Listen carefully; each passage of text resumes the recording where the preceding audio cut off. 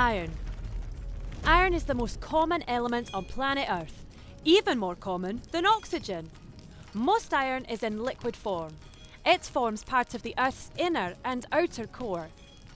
There is also lots of iron in the Earth's crust, in the form of iron ore. Iron ore are rocks and minerals that contain iron along with other elements. Because the melting point of iron is so high, 1538 degrees Celsius, iron ore has to be heated in a very hot furnace before the iron melts and can be separated from the other elements. In the Middle Bronze Age, humans worked out how to get their furnaces hot enough to melt iron. However, bronze was still a much stronger metal.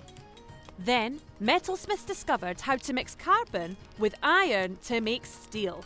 This was a game changer.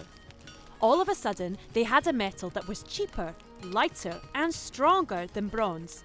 It was also easier to make. Both copper and tin were needed to make bronze, and these two metals are not usually found in the same place. This made bronze expensive to produce. Although bronze was still used throughout the Iron Age, it was not as common or as easy to work with. When iron technologies reached mainland Britain in around 800 BC and Ireland in about 500 BC, iron became the metal of choice.